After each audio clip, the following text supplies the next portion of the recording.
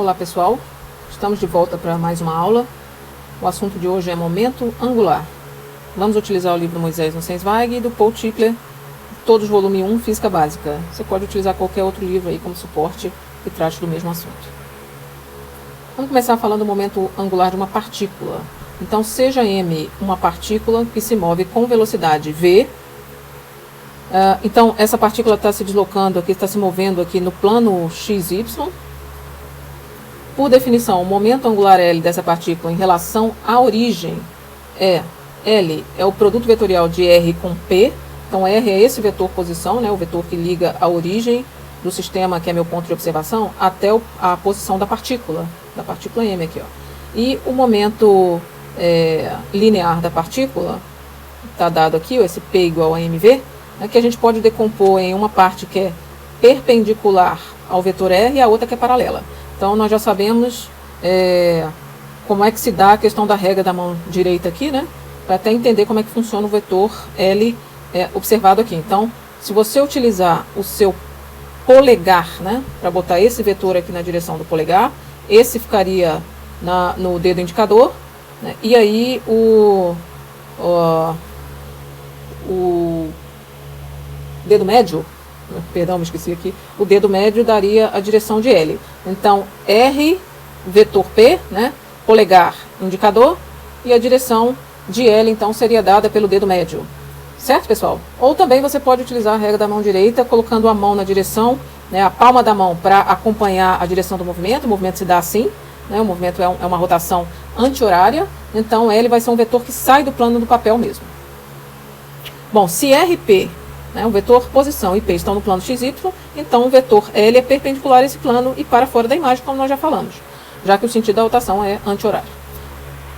A expressão para ele escrita em termos do unitário, então, vai ser esse valor aqui em módulo na direção de R, de Z, né, no caso, para fora do quadro. Então, seria um K, né, que é a direção dele saindo aqui do quadro. No sistema internacional, as unidades dele são quilograma vezes metro quadrado por segundo, ou também joule vezes segundo. Em termos da quantidade escalar, então, olha só, isso aqui é um produto vetorial, mas a gente já sabe que pode escrever o valor, né, o módulo desse produto vetorial, usando o seno do ângulo. Então, RP seno de θ. Ou ainda, se eu quiser escrever P como MV, vai ser RMV seno de θ. Uma coisa importante, né, o momento angular ele é sempre avaliado em relação a um ponto do espaço. Então, eu analisando, fiz essa relação aqui, essa análise, por exemplo, colocando minha observação aqui. Mas se eu tomar a observação em outro lugar, meu R vai ser outro. E aí eu tenho que fazer novas análises. Então, é sempre em relação ao ponto que você está observando, tá? E se eu troco o ponto, eu posso ter valores diferentes aí para ele. Vamos tomar duas situações aqui, ainda analisando o momento angular.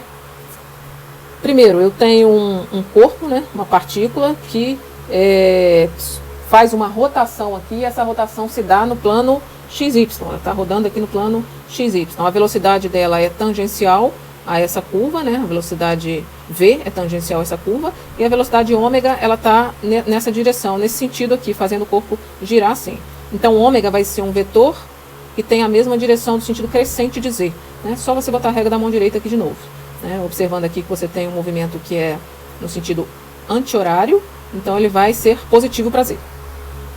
Então, aqui é uma análise desse movimento em relação a essa origem, que está no mesmo plano XY, né? Essa origem aqui, ela está exatamente no plano de oscilação, no plano de rotação aqui dessa partícula. Então, R e V são perpendiculares, e V é igual a ômega R. Daí, o vetor momento angular, que é R vetorial P, onde P é mv, e mais do que isso, né? Eu posso escrever isso aqui em termos do valor dele, né? MRV seno do ângulo formado entre eles, e a direção que é K.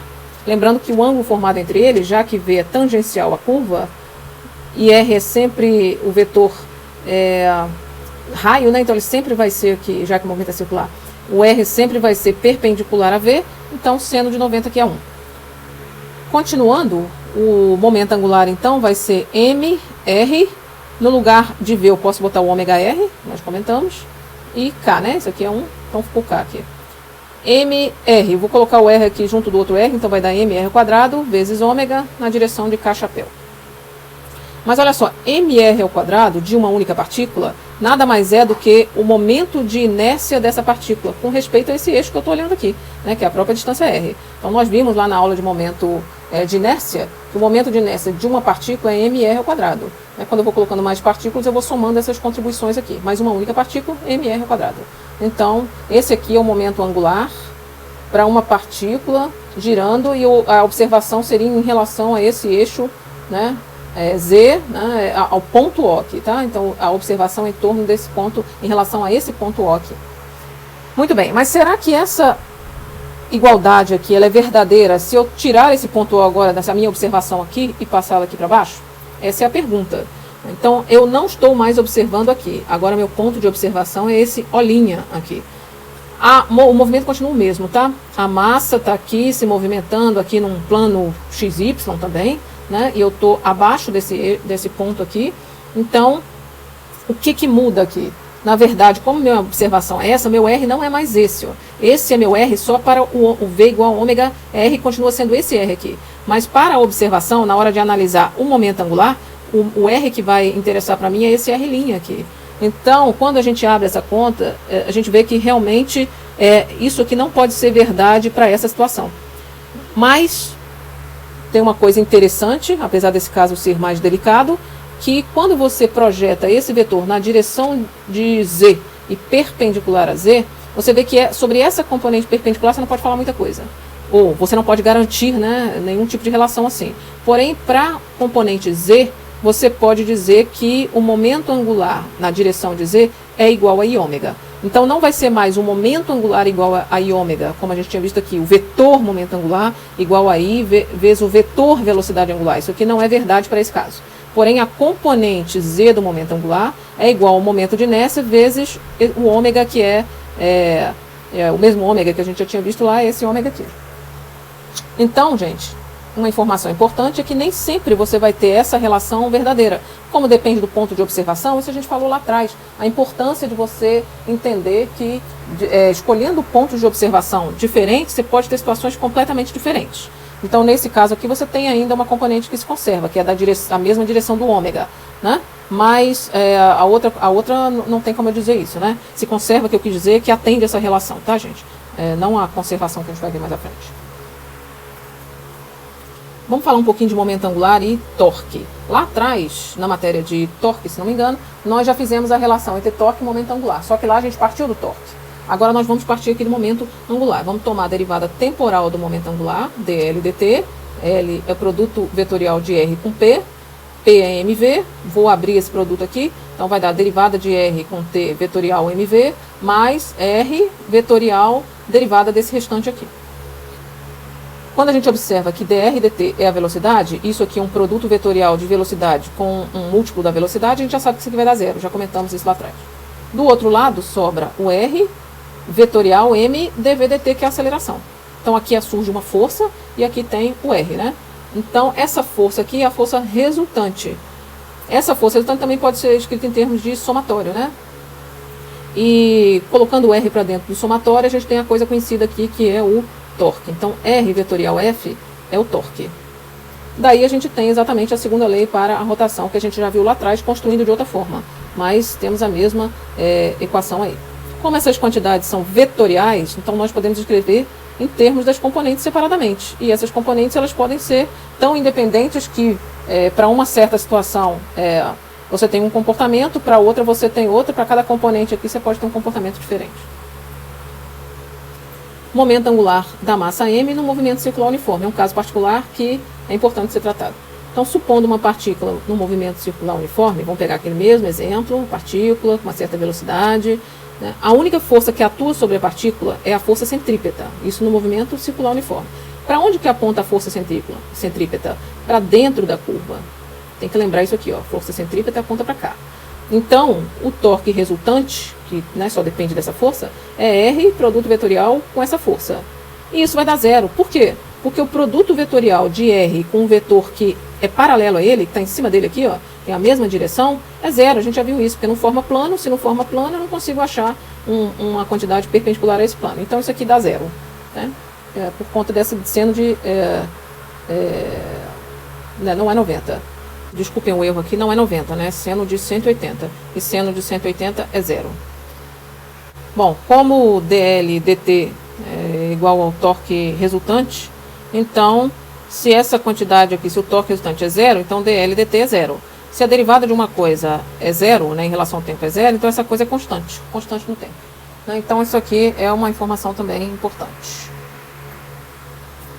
Vamos falar um pouquinho do momento angular com um sistema de N partículas. Para um sistema de N partículas em relação ao mesmo ponto O, o que nós temos? Nós temos, por exemplo, vamos observar a figura, M1, M2, M3, Mn, tantas massas quanto tiver. Né? M1 está a uma distância R1, tem um momento linear P1, e o momento, supondo aqui, né, esses dois vetores aqui estão num plano qualquer aqui, né, mas o vetor momento angular vai ser perpendicular a esse plano que eles formam. Então está aqui.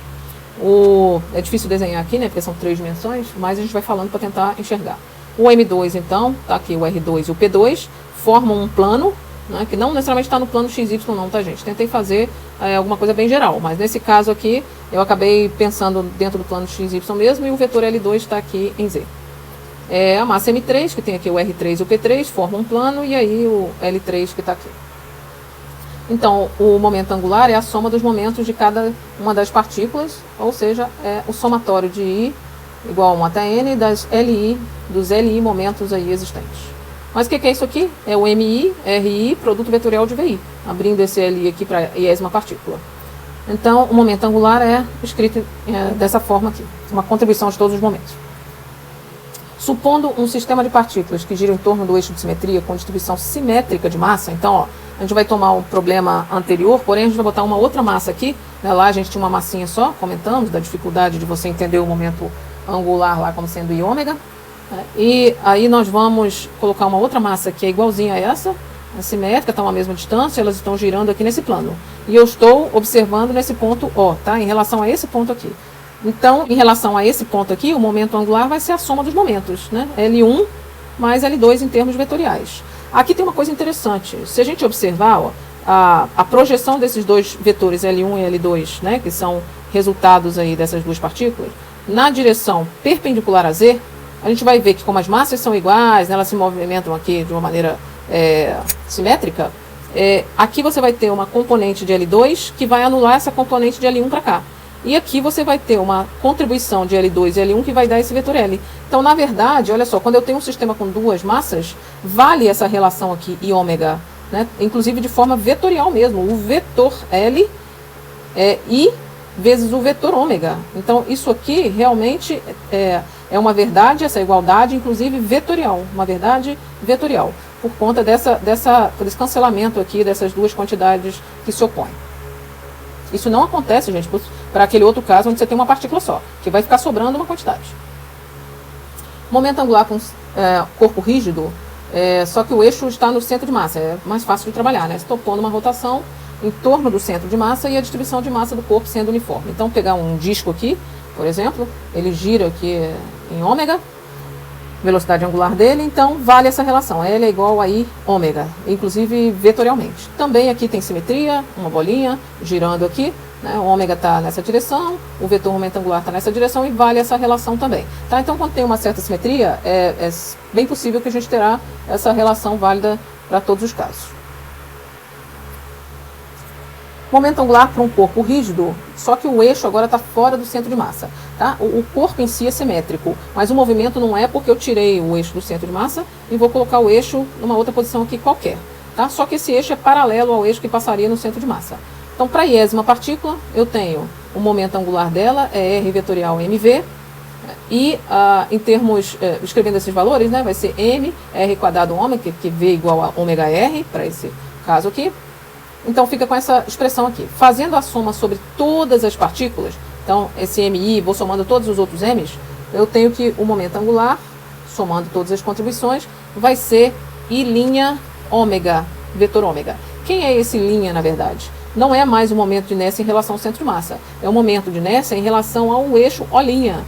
Então, esse I' é o momento de inércia do disco em relação ao eixo que passa por O'.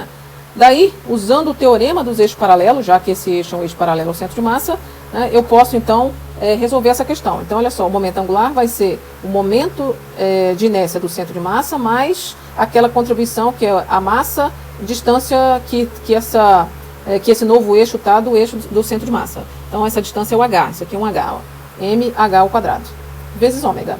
Então, abrindo isso daqui, ficamos com I do centro de massa, ômega, na direção de K-chapéu, mais mH ao quadrado, ômega, na direção de K-chapéu.